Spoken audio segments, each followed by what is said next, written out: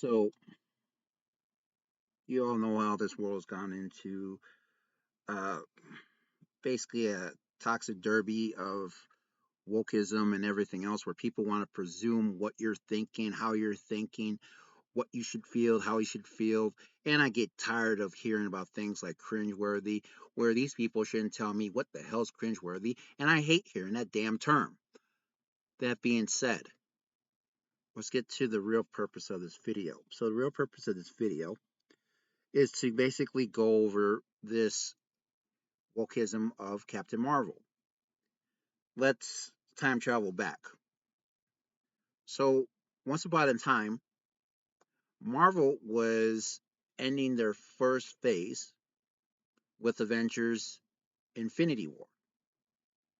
And it was supposed to basically commemorate everything that's gone through each of their movies and sum it up with the Infinity Gauntlet, which is a very interesting story. I would definitely recommend it if you can ever pick up the trade comic books.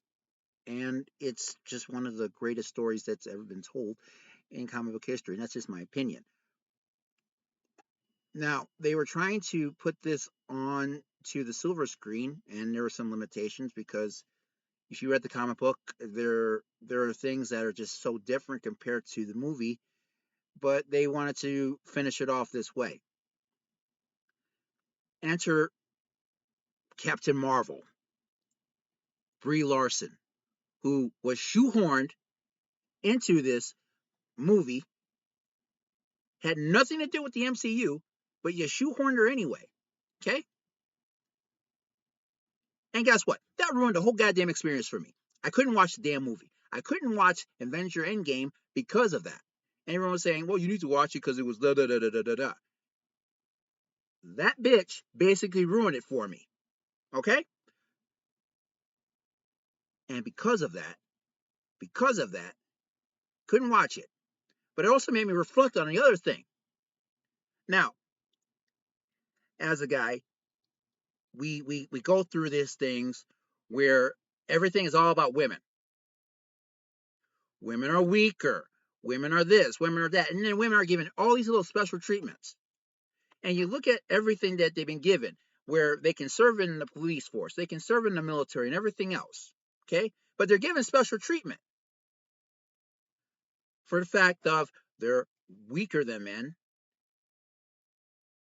And that's just a statistic. We just have bigger muscle structure. Okay? Not only that,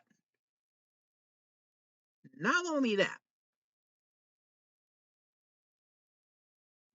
they've been given these special treatments, and then we have to basically go, oh, we have trainees competing with women, and then we have to basically say that's not fair. You wanted this. Okay? That's the fucking thing that you have to realize. You wanted this. So we go, oh, it's not fair to the trainees. I don't give a rat's ass. That's just the point. Okay? Why should I care that a bunch of trainees are competing with women, little girls, and everything else? That's not my problem. Now, the little girl part, let's just go right back. I don't want those people around little girls because guess what? We don't have any venting for that. And it's been well documented based on the molestation cases, especially that father that went up to the school board and allowed that to happen to their daughter. But as for women, don't care.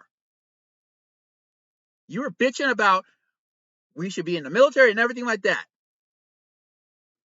Yet we have to reduce all the qualifications for you to do certain little things, like a goddamn push-up.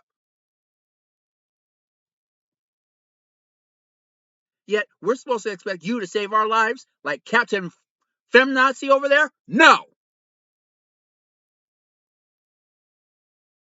Which is to my point. Every time I see Brie Larson, she represents everything that pisses me off about feminism and everything else. Because as a guy, you're not supposed to be punching women. But I want to make a special exception for her because she thinks she can take on any guy. Okay, take out my goddamn punch because I don't like you. I don't like you being presumptuous. I don't like you being a fucking bigot or anything else. Let's watch this fucking interview with this cunt.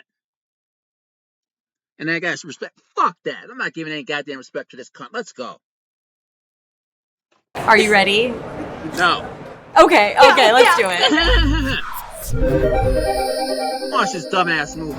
I didn't have to carry all of it, and I think that's part of what the journey is for Carol in this, is understanding that you can't, like, to change the world, it can never just be on one person. It takes everybody to play their part, and that's a huge part of what this story is about. That this concept that she's holding this mantle, that she is, the mighty Captain Marvel is too much to carry. And so you realize that you need a lot of different people with special skill sets to come in and help get the job done. Well, I think when we leave WandaVision and we see that there may be some tension between Carol and Monica, and so you see these two come together finally and deal with things like that. So that's a dynamic of how these three must. So that's one dynamic that we can talk about or not talk about. While Carol and Monica are having to find their relationship again after all this time apart, we have Miss Marvel, who idolizes Carol in the way that Monica used to when she was younger. So you have these two adults having to reconcile their relationship, while this younger person is also having a relationship that mirrors the way Monica and Carol used to be together. So I find it really interesting, the theme of them together and how they become a little bit of a sisterhood with their own, like, different points of view. So it's actually really nice and fun and very sweet watching them all work together.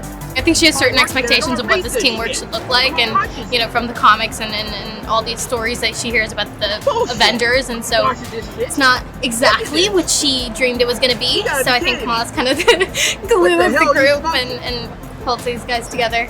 You know what you are.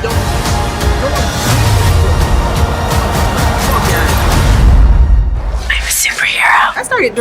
No, you're not. I gotta stop it right there. God damn, that was bad. Oh my God.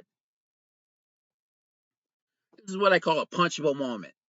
Jesus Christ, that was bad. Oh. Like I said, I'm a guy. I'm not supposed to be feeling this way, but when you piss me off this way and you think, oh, you have to be this way, yeah, that's a punchable moment. So I'm for that. If a demtard wants to come here in my fucking face and tell me how to act, how I should behave, and everything else, and tell me what the hell I can say, I'm gonna knock him the fuck out. I'm sick of this shit. I'm ready to whoop some demtard asses. And of course, you Republicans are fucking limp dick, can't even do shit. So come at me, demtards. Antifa, BLM, I'll beat your ass. Leave your comments below. I'll set something up. You and me, round and round.